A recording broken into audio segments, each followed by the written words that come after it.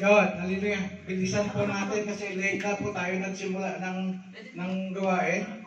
So, I will shortcut ang exhortation, no? You know, ang gawain ng Panginoon, it should be in order. Because the God that we are serving is God of order. Okay, mga kapatid, hindi ako mag-lecture. Okay? Din-display ko po ito sa inyo. Sa ngayon, ipinapakita ko to kasi mag-memorization tayo. 5 minutes. Walang lecture, lahat tayo mag-memorize. Ang unang makapag-recite, kasi lahat, lagyan ko ng lagyan ko ng record book. Okay? On the future, may tayo, malaking gantimpala kay Lord sa taas.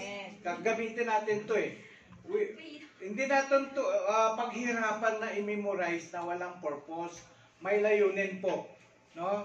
So, ang pina-recite ko nung nakaraan, ano ngayon? Romans 3:23. Romans 6:23. Ano pa? Ephesians 2:8 and 9. John 3:16. Apat yun, di ba? Apat. Ngayon, dagdagan po natin ang tatlo. Itong mga pinapamemorize po natin, ito po ay magagamit natin sa pag-share ng gospel. So, Romans 5:8. But God demonstrate, God demonstrate His love for us. That walang Christ-like. Tagalog or English, walang problema mga kapatid. Okay? So, tahimik tayo, 5 minutes. I'll give you 5 minutes. Okay? Hindi ko nire-require ngayon na i-recite yung tatlong yan. Pero ito po ay napaka-common. No? Yung makapag-recite lang ng isa. Yan. Isa lang. Okay? 5 minutes. Give me 5 minutes. Mauna na daw siya, Tay. Mauna na daw. Nag-recite siya, nag-memorize yung iba. O sige, Mark, tayo ka na. Huwag kang tingin dito. Huwag kang tingin. Doon ka tingin sa kanila. Romans 5:8. But God demonstrates His own love for us in this. While we're still sinners, Christ died for us. Romans 3:23. Romans 3:23. Hindi pwedeng iskipan yun. Hindi yun ang panimula eh. Hindi pala, sabi mo ngayon. Okay. So, Romans 3:23. Okay, Romans 6:23. 6:23. Una, balikan mo yun. Okay? Kasi ang memorization natin, recitation natin, magsimula sa mga unang mga verses. No, yung tungkol sa sin. Ano yung verse na pinapakita mo ng tao ay makasalanan? Romans 3:23, Romans 3:10. Tapos yung about eternal life. Romans 6:23. Sapagkat for the wages of sin is death, but the gift of God is eternal life. Ephesians 2:8 and 9. Okay, ngayon, mga kapatid, ginagawa ko yung record book, no, para ma-check ko kung sino nakapag-memorize. Okay, hindi ito, mga kapatid, pakinabang ito sa atin. Okay? So, 5 minutes na. 5 minutes. After 5 minutes, si Mark, tapos na eh. Dagdagan mo, Mark. Baka ma-memorize mo itong 30 minutes lang. 5 minutes. Mag-memorize kayo. Romans 3:23. Wala magkwentuhan para makapag-concentrate. Sabihin mo pag tapos na yung 5 minutes niya.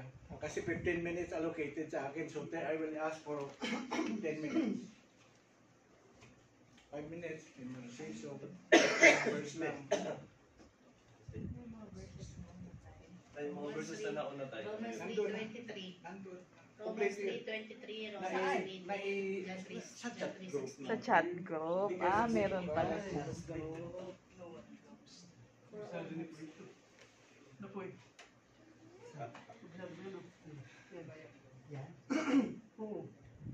Kwentuhan yun, hindi kayo nag-memorize. Sisigilin ko yung nagkukwentuhan dyan. Kung ano yung... Ito lang muna. Focus dito. Okay. Ala ko ba yung nakara? Sabi. Ito muna. Ito sabi ko i-memorize eh. Yung nakaraan singilin ko next week. Kasama na nito.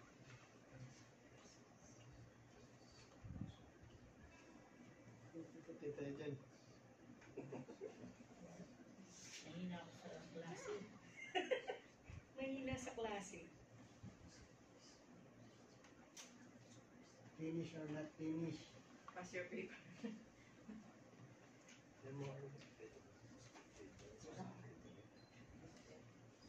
Sa loob yan. Sa sulit.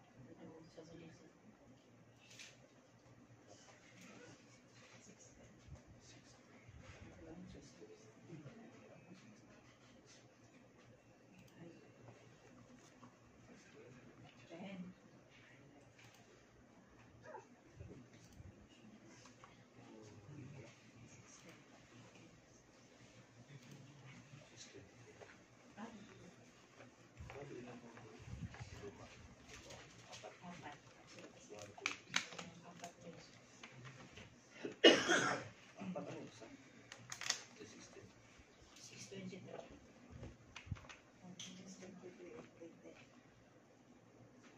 How many minutes left?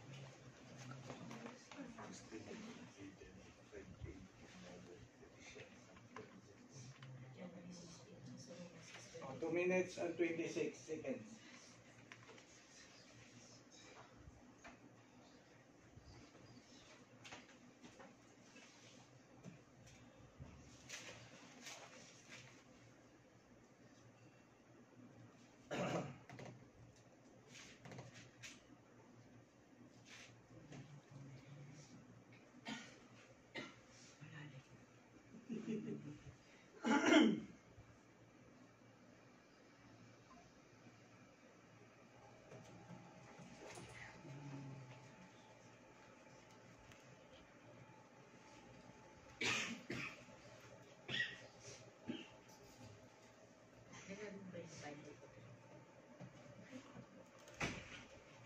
Excuse me po.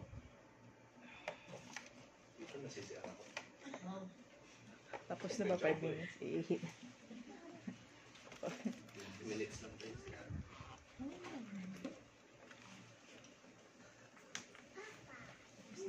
Minute,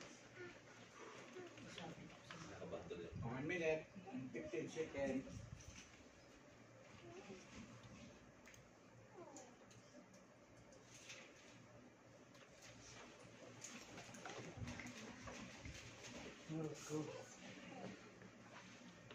Kinakabahan ako bigla. Ang hirap naman yan. Kailangan mo na mauna para hindi ka nakabahan. kakaano lang ni tatay kakabahan. Kala ko tayo isa lang ngayong araw.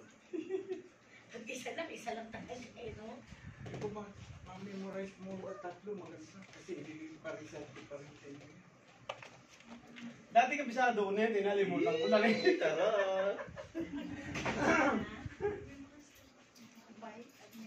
Si Allah ko gusto Nalimutan ko na yan eh. Sige lang tayo. Ako yung bumalik. Ay, nag-LBM ako.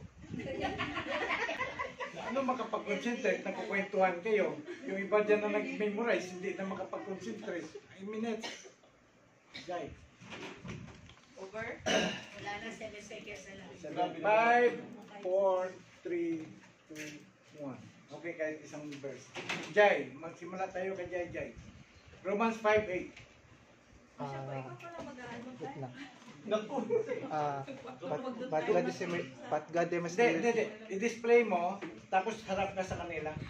Para makita nila kung para makita na kung tama yung recitation mo.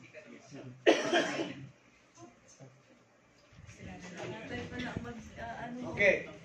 Okay, makinig tayo kay Jai Jai. But God demonstrated His love for us. But God demonstrated His love for us in this. While we were yet sinners, Christ died for us. Amen. Yes. Anong verse yun na? Romans 5:8. Okay, next. John 14:6. Wala pa? Hindi pa? Mali ito yung pasok ko. Pass mo na o kaya mo? Ha? Okay, sunod na lang dyan. Di ba naman tayo? Okay. Di ba naman?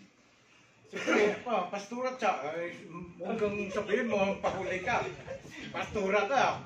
Oh, Romans 5 eh. Saluhin ko na Na-memorize ka ni Marco. Saluhin ko na tayo si Jack. Hindi iba yun. Iba siya. Sige, John 14:6. Sige. No one else. Mm. Jesus said, Jesus answered that I am the way, the truth, and the life. No one comes to the Father except through me. oh, palakpakan na. Romans 5:8. But God demonstrates His love for us. Doon ka tingin.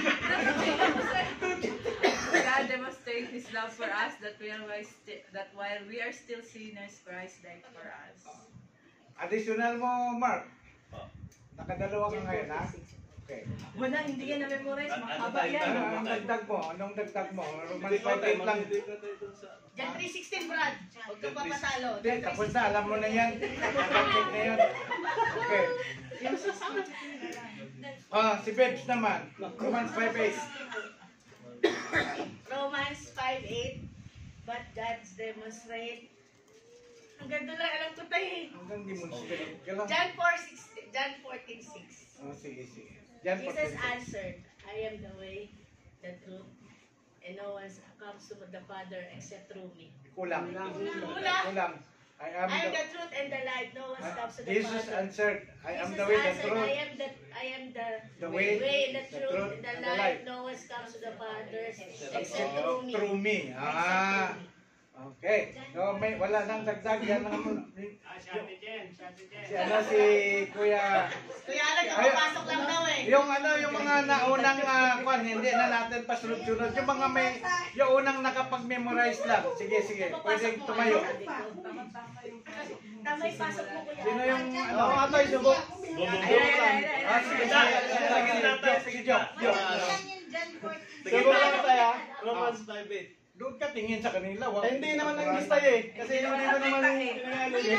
Dahil dito ka lang. Dito ka nila. Baka sabihin nila na Romans presensya kasi nakatingin ka. Oh, yan. Dati ko ipinagtagubili ng Ama ang kanyang pag-ibig sa atin. Abay, huwag muna kayong magulo. Huwag ka muna magulo. Please, tayo, opakan mo. Nanang tayo makasalanan pa. Nanang tayo makasalanan pa ba? Dapat pinagtagubili ng Ama ang kanyang pag-ibig sa atin nang tayo makasalanan pa. Si Kristo Jesus ay namatay ng dahil sa atin. Romans 5:8. John 14:6. At sinabi sa kanya ni Jesus, ako ang daan, katotohanan ng buhay. Walang sino mang makaparoon sa Ama kundi sa pamamagitan ko. Sige, bawal daw mag-CR. Dalawa. Ano pa nga yung sa tayo? Dalawa.